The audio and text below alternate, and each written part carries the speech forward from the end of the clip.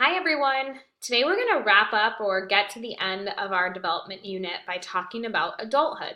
So I do want you to think about three major changes that someone might experience from their teenage years through adulthood.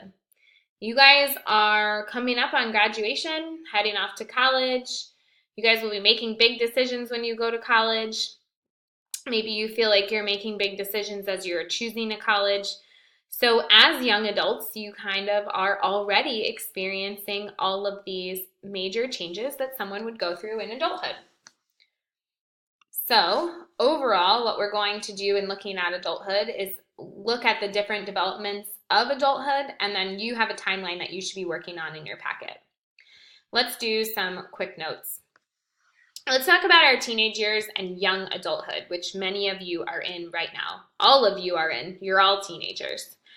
So, during this time period, you are past the critical period for language. It's actually harder for you to learn a new language at this point in your life, which some students may say, well then, why do we need to take a language in school? Well, it's going to help you become a well-rounded individual. During our teenage years and young adulthood, we experience something called neural pruning. We remove neurons that are no longer necessary. Also, if you think about the biological changes we go through, the gray matter in the brain increases and your frontal lobe in your brain continues to develop. So we are experiencing biological changes during your teenage years and young adulthood, just like you would anticipate during any other stage of your life. Let's talk about middle age and beyond. So during middle age time period, what we consider our fluid intelligent declines. So this ability to just pick up on whatever and learn it can be a little bit more challenging as we get older. So for example, have you ever interacted with an older adult who might have trouble learning things like technology? I don't feel like I'm that much older than you guys, but I still don't understand something like how Finsta works, okay? I'm sure if you showed me how to do it, I could use it. But that part of my intelligence has just declined. When we talk about there's a general decline in working memory, it becomes harder to remember things. This can be for a variety of reasons, but it is a characteristic that we associate with being middle age. However, during this time, we also experience something called crystallized intelligence, where we accumulate knowledge over time. And this comes from experience that we have had over our lifetime so far. Unfortunately, past middle age, people can also develop something like dementia, which is characterized by forgetfulness, and Alzheimer's disease, which is a degenerative disease, which can result in confusion, loss of recognition.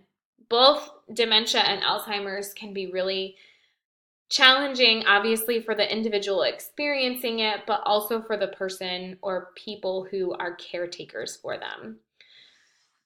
All right, let's move to the saddest slide that you will probably see all year, and it focuses on death and dying. There was a sociologist, a psychologist, her name was Elizabeth Kubler-Ross, and she studied death and dying. She actually conducted her research focusing mainly on interviews with terminal patients in Chicago. Out of her research, Elizabeth Kubler-Ross came up with these different stages of dying for someone dying or a loved one. So this can be for the individual or the family or the close people around this person who is at the end of their life. There are the 5 stages up here, and I'm going to take you briefly through them. This slide and all of the previous ones have had a lot of information, so pause if need be. So according to Kubler-Ross, the first stage of dying is denial. You have a lack of willingness to accept your disease or illness, or simply that you are at the end of your life. Then someone will move into the anger stage. They have a poor me reaction. Someone might wonder why you've been singled out. Why is this happening to me? I have been a good person, lived a good life, gone to church, etc., etc. So there's a lot of anger that someone may feel. The next stage of dying is when there's bargaining. You're trying to negotiate for more time. People look for a reason to live during this time period. I just need to see this. I just need to do this or get to this holiday. Then depression will set in. People will realize that death is inevitable and feel a sense of loss. And then lastly, the last stage of dying is acceptance. You come to terms with the problem and you say goodbye to your loved ones.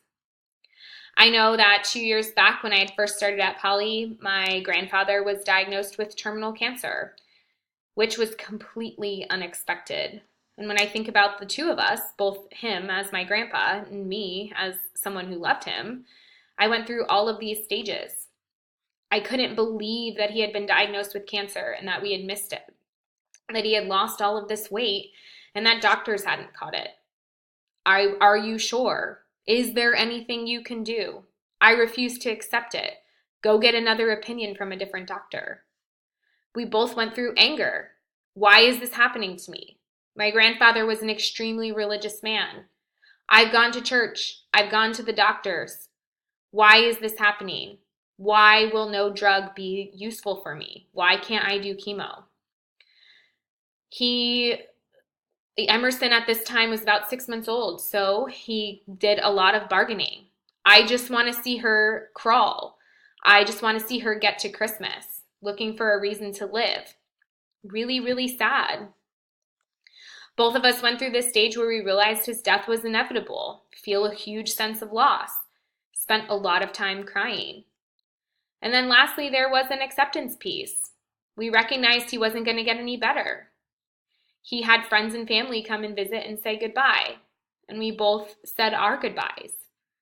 So all of these stages, I'm sure if you've ever experienced the unfortunate situation of someone close to you dying, are things that people will go through during this time in their life. Kind of wraps up our adulthood, right? I know that was a huge bummer of a conversation and notes to be taking, but definitely something that comes out in this development unit. If you have any questions, please do reach out, and I look forward to seeing you guys again soon.